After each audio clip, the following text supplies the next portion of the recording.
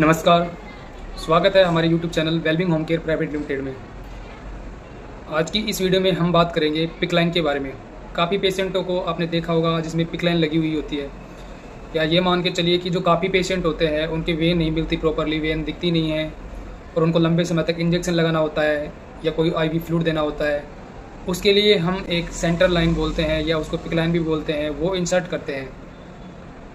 Pick line insert करने का जो मेन मकसद होता है वो ये होता है कि हम पेशेंट को लंबे समय तक इंजेक्शन दे सकते हैं। उसको बार बार कैनुला लगाना, अलग अलग जगह पर पंच करना, इसकी ज़रूरत नहीं पड़ती है। उसको लगाने के बाद काफ़ी दिनों तक हम उससे मेडिसिन इंजेक्शन दे सकते हैं।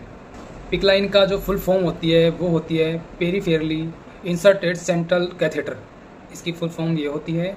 लगाने का जो तरीका होता है बेसिकली हम जो अपना हाथ होता है वहाँ से अल्ट्रासाउंड के द्वारा स्कैन करके एक पतली नली ट्यूब डालते हैं जो डायरेक्ट हार्ट के सेंट्रल वेन में जाके पहुंच जाती है। वहां से हम हाथ से इंसर्ट करने के बाद वो हार्ट के पास, डायरेक्ट हार्ट के पास पहुंच जाती है, जिसको सेंट्रल वेन बोलते हैं। सेंट्रल वेन में जाके अटैच हो जाती है। उसके द्वारा हम इंजेक्शन TPN दे सकते हैं।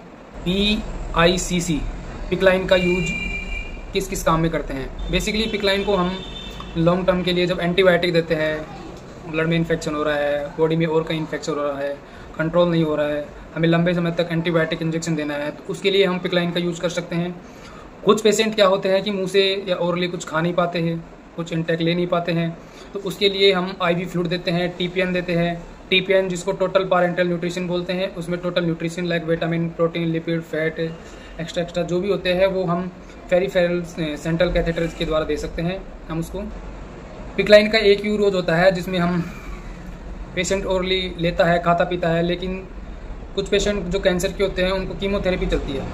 अब कीमोथेरेपी चढ़ाने के लिए हम पिक लाइन का यूज़ करते हैं, तो कीमोथेरेपी पिक लाइन के यूज के लिए हो सकती है। पिक लाइन लगाने का एक और फायदा है कि पेशेंट को बार बार हमें सुई नहीं चुभानी पड़ती है।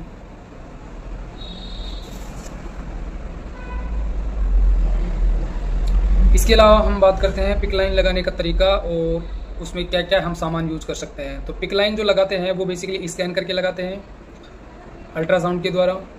हाथ की अल्ट्रासाउंड करके, वेन का ऑब्जर्वेशन करके, उसको स्कैन करके उसके बाद उसमें कैनुला इंसर्ट किया जाता है। एक पतली लंबी ट्यूब डाली जाती है। लेफ्ट हैंड में डालते हैं, राइट में कम ही डालते हैं, लेफ्ट हैंड में ज़्यादा डालते हैं।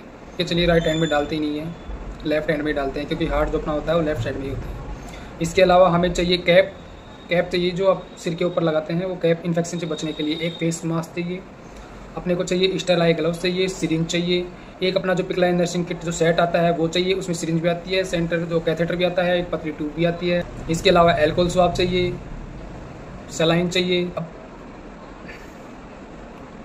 काफ़ी जो पेशेंट आते हैं उनके पिक लाइन लगा तो दी, ड्रेसिंग कर दी, लेकिन कुछ पेशेंट होते हैं उनको नहाना भी होता है, तो नहाने के लिए वो उसको वही पानी ना लगे उसके लिए एक पिक लाइन शावर कवर आता है जो पूरे को कवर कर लेता है। उसको पहन के पेशेंट नहा सकता है, वॉशरूम जा सकता है, एक दो पानी की बूंदें भी लग जाए तो कोई दिक्कत वाली बात नहीं है। इसके अलावा जो पिक लाइन में ध्यान रखने वाली बातें होती है, प्रॉपर क्लीन हाइजीन, उसको एकदम सूखा रखना होता है, उसकी ड्रेसिंग करनी होती है, उसका कवर चेंज करना होता है। इसके अलावा जब भी नर्सिंग स्टाफ जो भी हो, मेडिकल स्टाफ इसको यूज करता है तो हमेशा स्टाइल जो ग्लव्स आते हैं वो यूज करे, उसको पहन के ही इंजेक्शन लगाए या उसको क्लीन करे या ड्रेसिंग करे, जो भी हो, ग्लव्स पहन के, मास्क लगा के उसके बाद।